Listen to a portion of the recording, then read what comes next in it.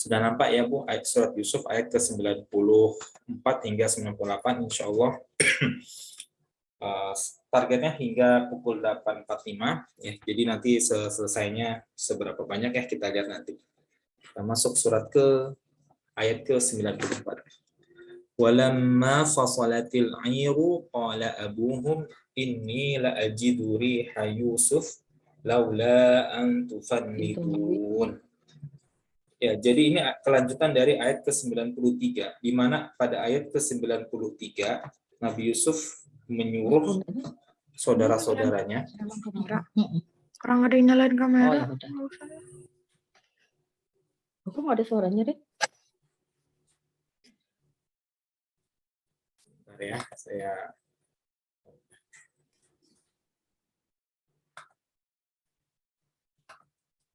ya, di ayat ke-93 Nabi Yusuf memerintahkan saudara-saudaranya untuk membawa bajunya untuk diserahkan atau diletakkan di muka dari bapak mereka yaitu Nabi Yakub gitu ya.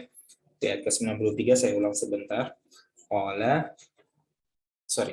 Idhabu biqamisi hadza fa'alquhu ala wajhi abi ya'ti basiran wa'tuni bi ahdikum ajma'in. Pergilah kalian, idhabu itu fi'il amr tapi untuk kalian ya, idhab. Kemudian kalau kalian menjadi idhabu, kalian pergilah. Ya. Itu fi'il amr, bentuk fi'il amr. Idhabu biqamisi, dengan baju saya, dengan gamis saya. Hada, ya, baju saya ini, fa'alquhu ala wajhi abi. Lalu letakkan baju tersebut pada wajah bapak saya gitu ya. Ya'ti basira, sehingga nanti penglihatannya akan kembali. Ya, kita tahu di sebelumnya matanya Nabi Yakub itu memutih.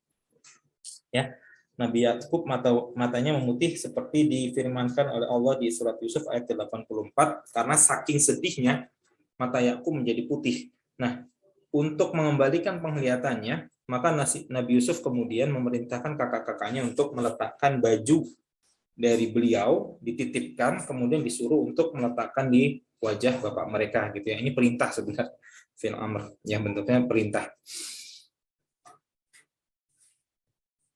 Ya'ti basira, sehingga akan kembali penglihatannya. Wa'tuni bi ahlikum ajma'in, lalu kalian semua bawalah keluarga kalian bersamanya untuk menghadapku gitu ya. Jadi Nabi Yusuf perintahnya dua, pertama untuk meletakkan baju Nabi Yusuf ya, sehingga nanti penglihatan dari Nabi Yakub kembali, lalu disuruh untuk saudara-saudara Nabi Yusuf ini membawa semua saudara-saudara tiri Nabi Yusuf ini disuruh untuk membawa saudara-saudara, maksudnya keluarganya ya, anak-anak maupun istri-istrinya untuk menghadap Nabi Yusuf. Ya, jadi semuanya, bapaknya, kemudian ibunya, kemudian istri-istri mereka, ya termasuk Bunyamin juga keluarganya, itu semua disuruh untuk menghadap atau tinggal di negeri di negeri Mesir nanti ya, di ayat ke-99 ya. Falamma dakhalu ala Yusuf awa ilaihi abawaihi wa qala dkhulu Misra insyaallahu aminin.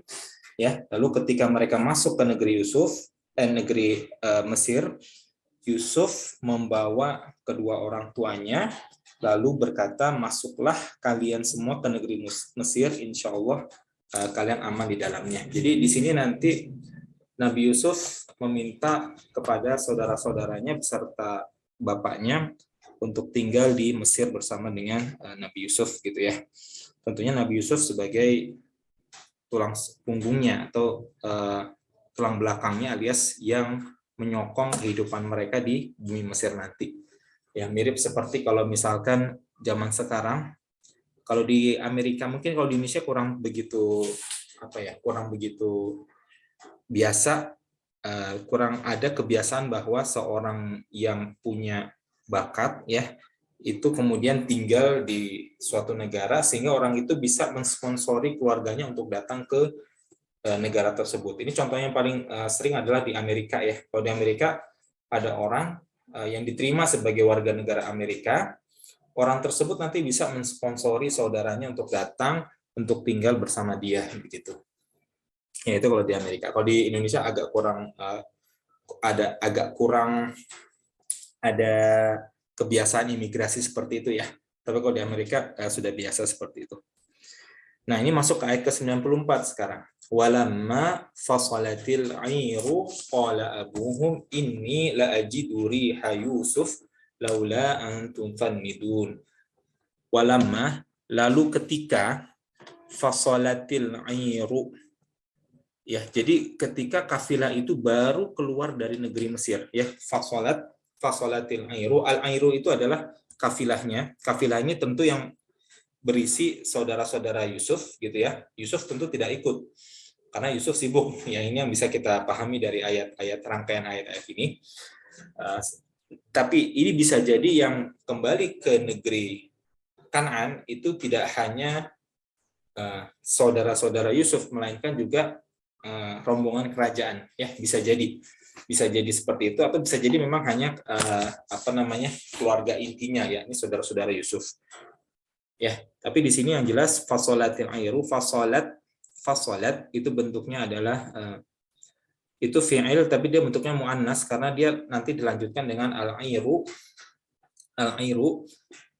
Nah, fasolat itu berarti dia baru saja terlepas, ya, baru saja berangkat. Ya, di sini konteksnya berarti dan ketika rombongan itu baru saja keluar dari gerbangnya negeri Mesir. Gitu ya, baru saja keluar dari gerbang negeri Mesir. Qala abuhum, berkatalah ayah mereka, ya, yakni ayah mereka tentu saudara-saudara Yusuf dan Yusuf itu sendiri. Jadi semua Bani Israel generasi pertama, ya, yakni bapaknya mereka, yakni Nabi Yakub berkata, qala abuhum, ini sesungguhnya aku la ajidu, aku, la di sini lam taukid, jadi bentuknya penekanan gitu ya. Sesungguhnya aku benar-benar, la ajidu, menemukan, ajidu itu menemukan, riha Yusuf, bau Yusuf. Nah, ini adalah suatu mukjizat tentunya ya. Suatu mukjizat atau merupakan suatu firasat. Wallahu alam bentuknya. Yang jelas di sini Nabi Yakub merasakan bahwa dia mencium bau Yusuf. Dia menemukan bau Yusuf. Di sini diartikan mencium, tapi sebenarnya kalau diartikan secara secara harfiah dari bahasa Arabnya, ajidu itu menemukan, ya. Saya menemukan bau Yusuf, ya. Riha itu adalah bau, ya, bau. Kalau menurut Mujahid ini adalah angin dari surga yang mengirimkan bau Yusuf. Wallahu a'lam, tapi yang jelas ini adalah salah satu mukjizat yang dimiliki oleh Nabi Yakub.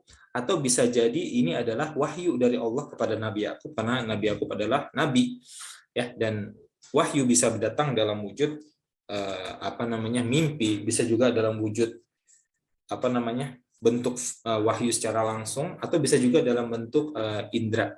Ya, di sini bau Yusuf, padahal Yusufnya jauh, jaraknya cukup jauh ya.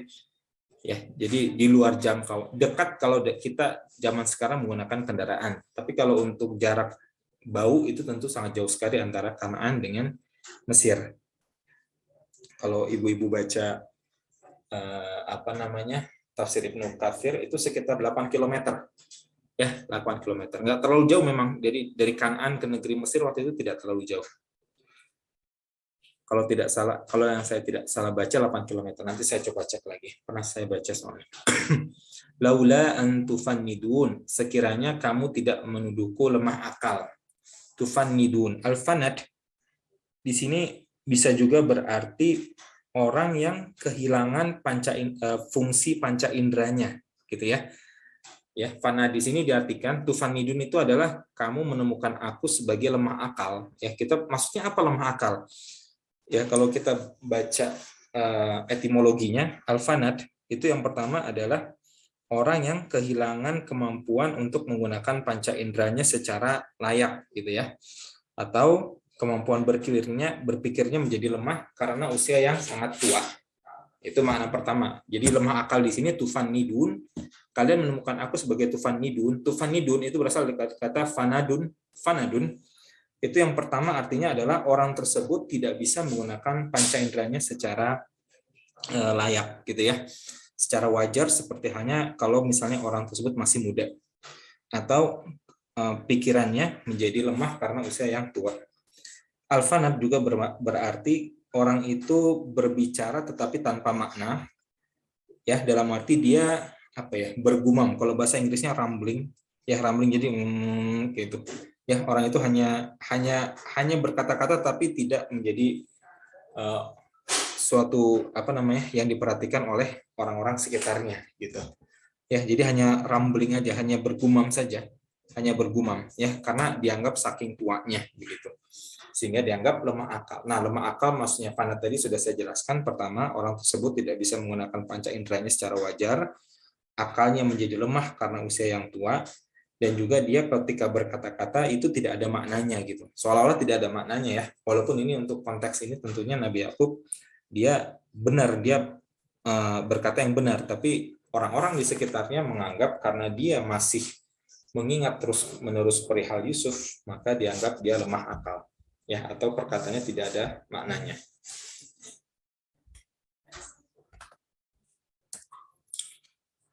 Ya, qalu tallahi innaka lafi dhalalikal qadim. Qalu, mereka berkata, keluarganya berkata, mereka berkata di sini, ya.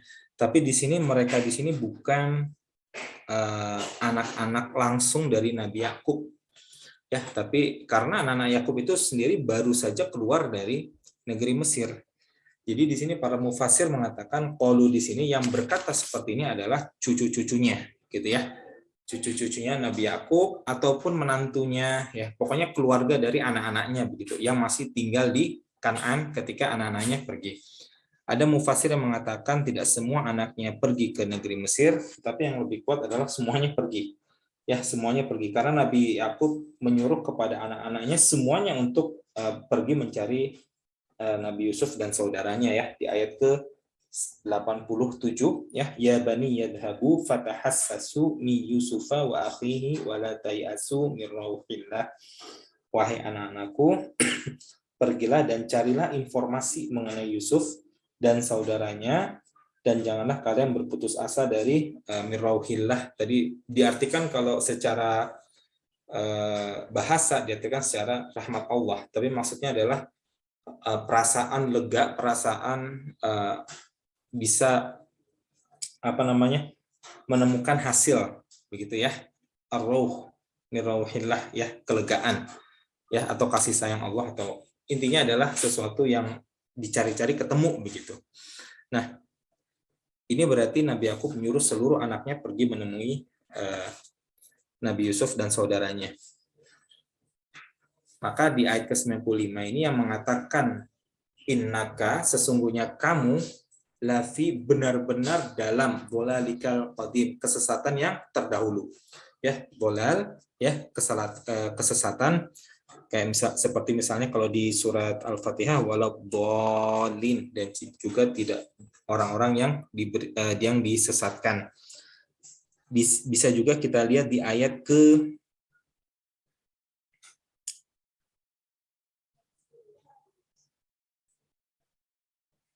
ke-8, ya. Ini awal surat-surat ayat-ayat awal surat Yusuf. إِذْ قَالُوا لَيُوسُفُ وَأَخُوهُ أَحَبُّ إِلَىٰ أَبِينَا مِنَّا وَنَحْنُ عُصْبَةٌ إِنَّ أَبَانَا لَفِي ضَلَالٍ مُبِينٍ. Dan ingatlah ketika, ya, mereka berkata sesungguhnya Yusuf dan saudaranya lebih dicintai oleh ayah kita daripada kita, padahal kita adalah usbah, satu kekuatan yang nyata. Inna abana, sesungguhnya ayah kita, lafi dhalalim mubin, berada dalam kesesatan yang nyata. Ya, di sini juga sama menggunakan kata dhalali kal qadim, ya, dhalal itu maksudnya adalah kesesatan yang terdahulu, ya. Nah, ini berarti kita bisa menyimpulkan bahwa kebencian dari saudara-saudara Yusuf terhadap Yusuf itu ditularkan kepada anak-anaknya maupun istri-istrinya, begitu, ya, dari ayat 95 ini. Jadi walaupun mereka tidak secara langsung mengatakan hal ini, ya mereka juga bersalah gitu, karena mereka memiliki kebencian atau rasa hasad kepada Nabi Yusuf yang kemudian ditularkan kepada anak cucu mereka, ya, kepada istri-istri mereka, sehingga ayahnya ini kita lihat benar-benar dalam kondisi yang sangat toksik kalau kata anak-anak zaman sekarang ya. Ayah mereka ini benar-benar dalam kondisi di mana tidak ada seorang pun di antara dia yang percaya terhadap perkataan dari Nabi Yakub, begitu. Ya, karena di sini kita bisa menyimpulkan bahwa anak-anaknya pun, cucu-cucunya pun itu mereka memiliki sifat yang sama ya terhadap kakek mereka. Jadi semua kebencian terhadap Nabi Yusuf itu sudah ditularkan secara sempurna begitu kepada anak-anak mereka. Ya, terbukti dari kata-kata di sini di ayat ke-95 ini.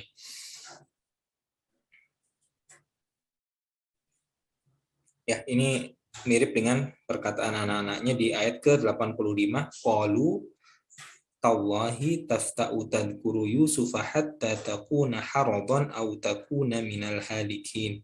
Mereka berkata, demi Allah sesungguhnya engkau selalu mengingat Yusuf sampai engkau menjadi ditimpakan penyakit yang berat atau akan dibinasakan gitu ya. Jadi menurut saudara-saudaranya pun Nabi Yakub ini masih teringat-ingat terhadap Nabi Yusuf ya, walaupun menurut mereka Nabi Yusuf ini sudah tidak ada ya, sudah dibuang atau sudah dimakan serigala. Wallahu alam. Kalau anak-anaknya ini kemungkinan besar mereka memang percayanya Nabi Yusuf ini sudah dimakan serigala ya, karena yang tahu bahwa itu adalah hanya sebuah makar belaka, sebuah kebohongan itu ya memang hanya saudara-saudara Nabi Yusuf ya, kemungkinan besar ya. Jadi di sini keluarganya sangat mungkin mereka percaya bahwa Nabi Yusuf itu benar-benar tidak ada gitu ya. Jadi kita lihat di sini Nabi Yakub percaya bahwa Nabi Yusuf masih hidup, kemudian anak-anak dari saudara-saudara Yusuf ya, alias keponakan-keponakannya maupun istri-istrinya benar-benar percaya bahwa Nabi Yusuf ini sudah tidak ada, karena yang mereka dengar dari suami mereka atau bapak mereka itu ya Nabi Yusuf sudah dimakan serigala begitu. Sehingga dianggap di sini kakek mereka masih berada dalam kesesatannya yang terdahulu ya, kesesatan bahwa menganggap Nabi Yusuf ini masih ada ya. Kita lihat tiga sisi di sini ya. Nabi Yakub yang percaya Nabi Yusuf masih ada, saudara-saudara Nabi Yusuf yang mereka tahu bahwa mereka bohong begitu ya, bahwa mereka telah membiarkan Yusuf dimakan serigala, tapi mereka pun tidak tahu di mana Yusuf, sehingga bagi mereka Yusuf sudah mati begitu.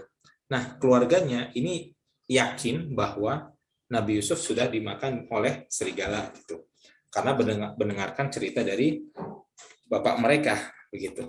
Nah, sehingga nanti ketika Nabi Yusuf memanggil mereka semuanya itu juga sebagai bukti gitu bahwa ya Nabi Yusuf ini masih hidup. Nah, kata tallahi di sini kalau yang kita lihat ya, demi Allah, di sini saudara-saudara Yusuf maupun saudara-saudara Yusuf maupun keluarga mereka itu selalu menggunakan sumpah dalam wujud tallahi ya. Tallahi ini merupakan warisan dari Nabi Ibrahim ya, sumpah menggunakan tallahi ya. Kita sering mendengarkan sumpah menggunakan wallahi, tapi kalau di Al-Qur'an ini ya, at least paling tidak di bagian Ibrahim dan keturunannya itu digunakan kata tallahi.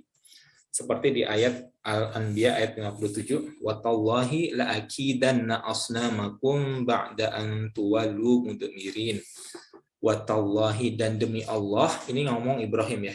Yang ngomong ini Nabi Ibrahim di surat Al-Anbiya ayat 57. Wa tallahi, dan demi Allah, la akidanna asnamakum. Sesungguhnya aku akan benar-benar melakukan rencana ya, tipu daya asnamakum terhadap berhala-berhala kalian. Setelah antuwallu mudbirin, setelah kalian pergi meninggalkannya ya. Ini kata tallah ini digunakan oleh Nabi Ibrahim sebelum Nabi Ibrahim nanti menghancurkan patung-patung itu begitu ya. Jadi Nabi Ibrahim ketika kaumnya sedang ada acara festival, ditinggalkan ditinggalkan berhala-berhalanya, ya berhala-halanya dihancurkan gitu ya, lalu dipasang di kapaknya di berhala yang paling besar begitu ya. Nah, ini kemudian diwariskan ke anak cucunya kata-kata Tallahi, hingga di sini digunakan oleh anak-anak dari saudara-saudara Yusuf gitu ya. Berarti kan generasi keberapa tuh? Kan ada Ibrahim, kemudian ada Ishak, di bawahnya Ishak ada Yakub. Ibrahim, kemudian di bawahnya Ishak, kemudian di bawahnya ada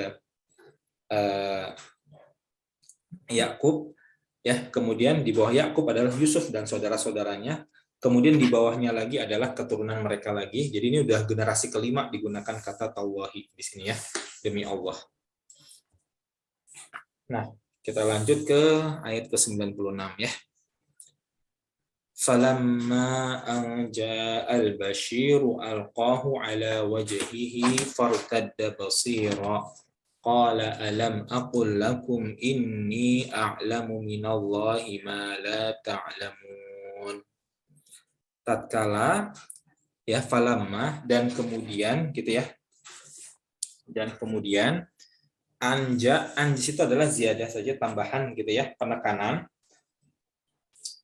Anja al-basyiru, telah tiba al-basyiru, kabar gembira. Alqahu ala wajhihi, maka diletakkannya ala wajhihi, di atas wajahnya, fartadda basira, lalu dia dapat kembali melihat ya. Fartadda itu adalah sesuatu yang tadinya hilang ya, irtadda, sesuatu yang tadinya hilang lalu dia kembali lagi, itu namanya irtadda ya. Fartadda ya, kemudian kembalilah basira, yang tadinya hilang penglihatannya sekarang kembali lagi basira ya, setelah diletakkan baju gamis yang dititipkan tadi ya oleh Nabi Yusuf kepada saudara-saudaranya. Qala, dia berkata, dia di sini adalah Nabi Yakub, alam aqul lakum inni a'lamu minallahi ma la ta'lamun. Bukankah telah aku katakan kepada kalian, sesungguhnya aku a'lamu, mengetahui, minallahi, dari Tuhanku, dari Allah, ma la ta'lamun, apa yang kalian tidak ketahui. Oke, kita coba bahas ya. Ini karena menarik ya. Kata di sini ada kata al-basyiru. Apa yang dimaksud dengan al-basyiru, kabar gembira itu? Al-basyiru ada 3 pendapat. Pertama, al-basyiru itu bisa jadi salah satu pendapat mufasir ya. Ada salah satu orang yang dititipkan supaya dia jalan lebih cepat, lalu dia tiba ke ayah mereka, kemudian supaya ayah mereka segera kembali penglihatannya, begitu. Jadi al-basyiru ini bisa bermakna salah satu saudara Yusuf yang dia ditugaskan untuk segera jalan lebih dulu, begitu, supaya gamisnya itu sampai di di tangan di wajahnya Nabi Yakub ya, pendapat pertama. Yang kedua, al-basyir itu berarti ya semua rombongan itu. Semua rombongan berarti adalah saudara-saudara Nabi Yusuf, maupun ya kalau mereka membawa rombongan kerajaan ya sebagai pengawal, ya berarti semua kafilahnya ya al-basyir. Jadi yang pertama bisa jadi bermakna satu pembawa kabar gembira yang diutus supaya dia jalan lebih dulu. Yang kedua, semua musafir yang datang ya itu sebagai al-basyiru ya. Tapi yang paling kuat di sini adalah ya pendapat bahwa al-basyiru di situ adalah baju gamis itu sendiri ya. Kalau kita baca dari konteks susunan kalimatnya. Falamma anja al-basyiru, ini harus dipahami dari bahasa Arabnya ya.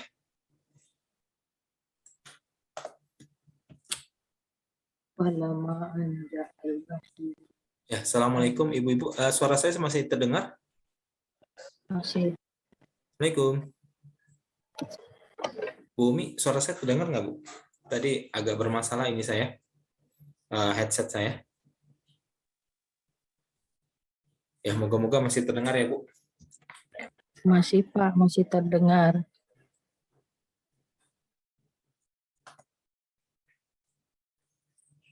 Oke, kita lanjut.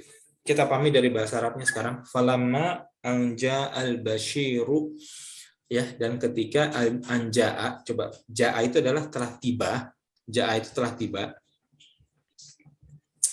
Al-basyiru, kabar gembira, yang kita masih tadi terbagi atas 3 pendapat.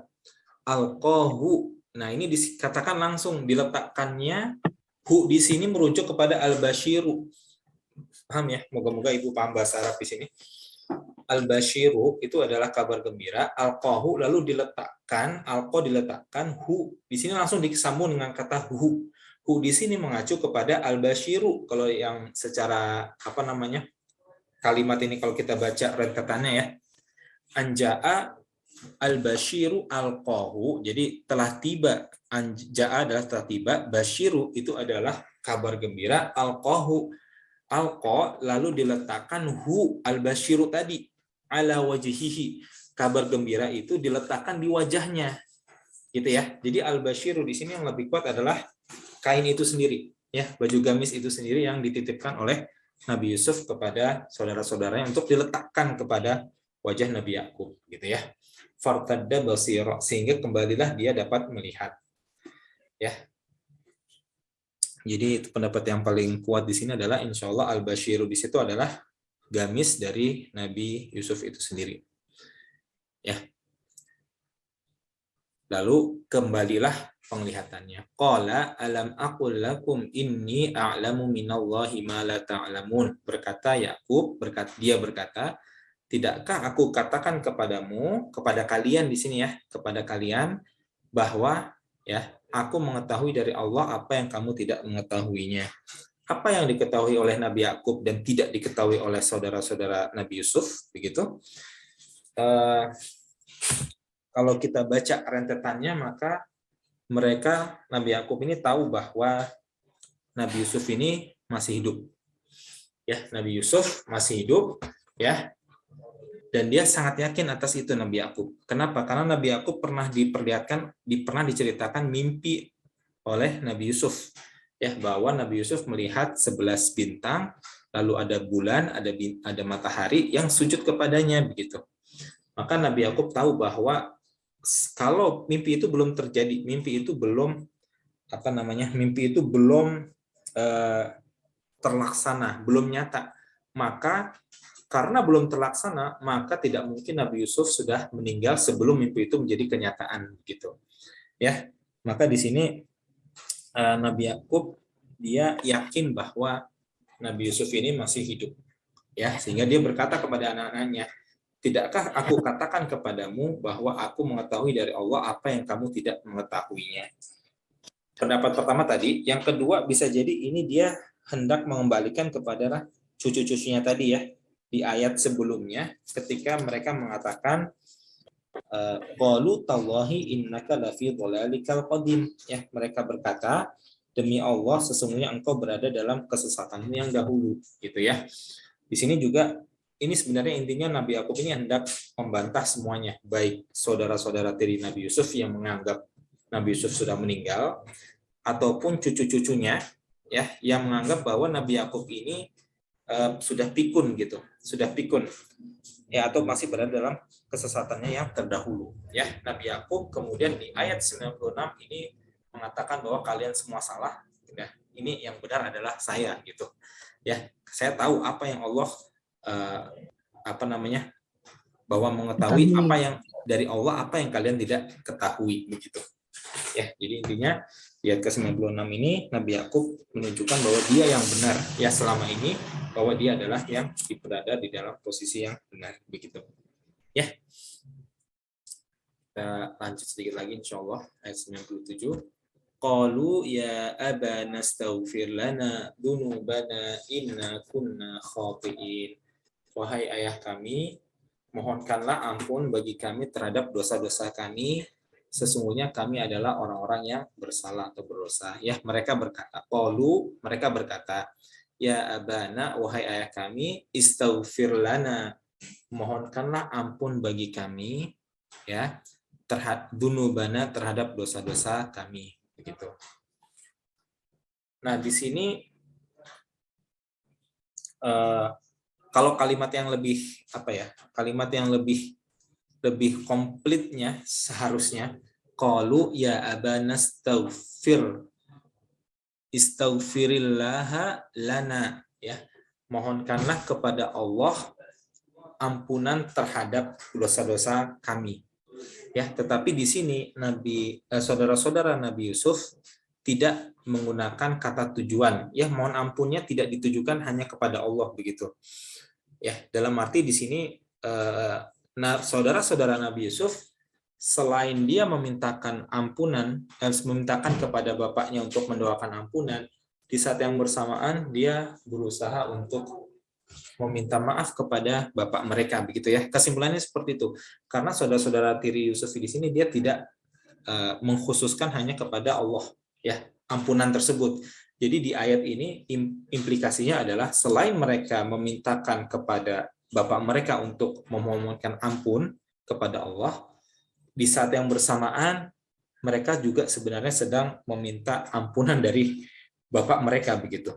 Ya, qalu ya abana astaghfir lana dzunubana. Ya, maaf mohonkanlah ampun bagi kami ya terhadap dosa-dosa kami ya kepada Allah, kemudian kepada Nabi Yakub juga sama. Ya, inna kunna khati'in, sesungguhnya kami adalah orang-orang yang berbuat dosa atau bersalah. Di sini dzambun ya, jamannya adalah dzunub, adalah dosa yang membuat malu gitu ya. Dzambun itu jamaknya dzunub. Maka di sini maksudnya adalah dosa-dosa yang membuat kami ini sangat malu ketika mendengarkannya lagi atau menghadapinya lagi gitu. Ya, jadi di sini mereka sudah dalam posisi ingin bertaubat. Ya, sudah dalam posisi yang ingin bertaubat. Mereka tidak punya pilihan sebenarnya. Ya. Dan pada saat ini mereka memang tidak punya pilihan selain untuk meminta maaf, selain untuk bertaubat. Ya, walaupun ini bukan taubat yang walau alam, tapi posisi mereka sendiri memang tidak punya pilihan. Ya, mereka ini posisinya rendah, Nabi Yusuf tinggi. Kalau mereka tidak mau minta ampun ya terhadap bapak mereka, terhadap Nabi Yusuf, ini posisinya akan sangat membahayakan sekali ya dalam kehidupan mereka saat itu juga begitu. Ya, sehingga di sini ya mereka walaupun dipaksa keadaan, tetapi mereka memang harus menunjukkan bahwa mereka itu benar-benar bersungguh-sungguh dalam bertaubat. Tetapi jadi muslim tidak boleh naif kan gitu ya. Seorang muslim tidak boleh naif. Ya. Di sini di ayat berikutnya Nabi Yakub berkata, qala saufa, nanti. Saufa itu nanti. Astaghfirulakum rabbi, aku akan memohonkan ampunan kepada kalian terhadap Tuhanku. Ya, innahu huwal ghafurur rahim, sesungguhnya dialah yang Maha Pengampun lagi Maha Penyayang. Ada beberapa pendapat kenapa dikatakan nanti saufa. Ada yang berpendapat bagi para ulama yang ingin memberikan prasangka yang baik terhadap saudara-saudara Yusuf maupun Nabi Yakub gitu ya. Saufa, Nabi Yakub mengatakan saufa di sini karena Nabi Yakub hendak mencari waktu untuk berdoa supaya lebih mustajab begitu. Doanya jangan sekarang, nanti saya akan memohonkan ampunan karena dosa kalian ini sangat besar sekali. Ya, dosa kalian sangat besar sekali. Sehingga saya akan memohonkan ampunan kepada kalian di waktu yang lebih mustajab gitu. Itu kemungkinan pertama. Kemungkinan yang kedua, ya, Yakub akan senantiasa berdoa untuk mereka. Dikatakan nanti karena nanti dia akan selalu berdoa. Ya, nanti ini sekarang bukan masanya, tapi nanti setelah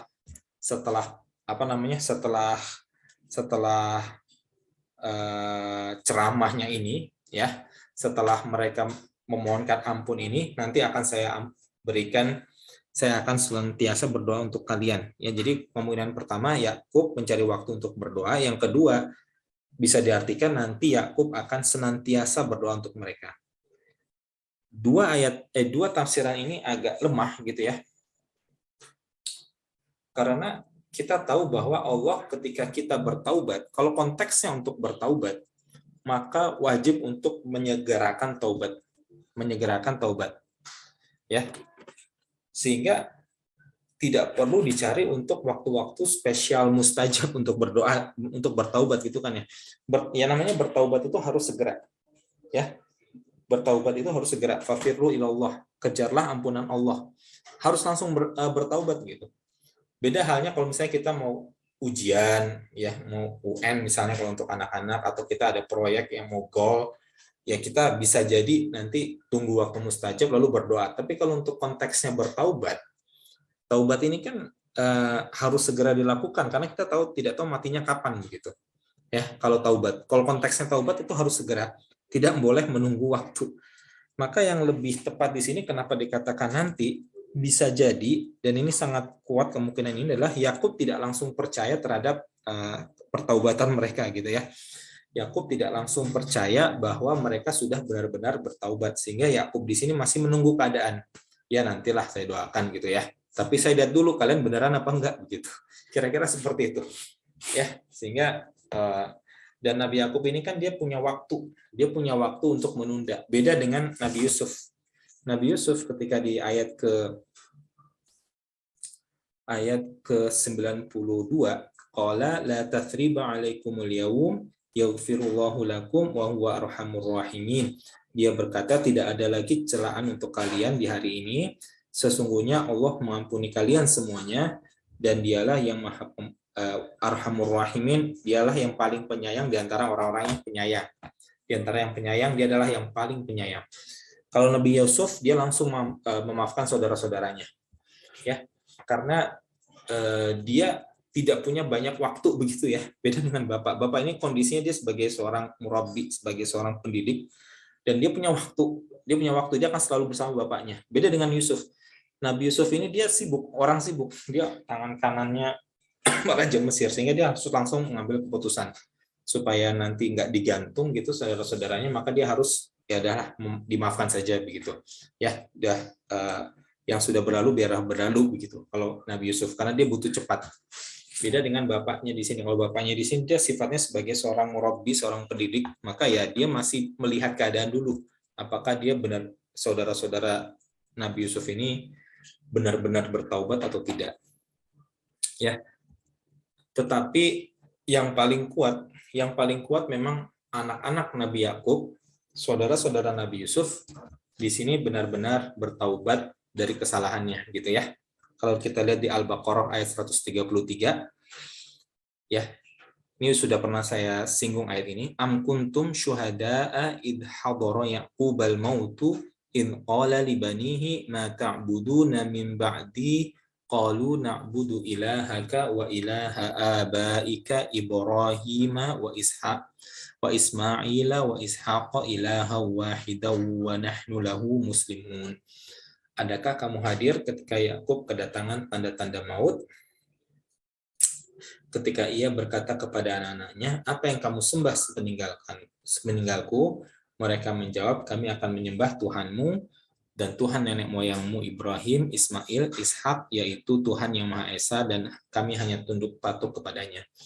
Di ayat 133 ini, seolah-olah ini bentuk tazkiyah, ya, bentuk rekomendasi dari Allah, pengakuan dari Allah bahwa anak-anak Nabi Yakub ini nanti dia akan benar-benar dalam kondisi bertauhid setelah Nabi Yakubnya ini masih tetap dalam kondisi bertauhid gitu ya, walaupun Nabi Yakub ini nanti akan meninggal dunia begitu ya.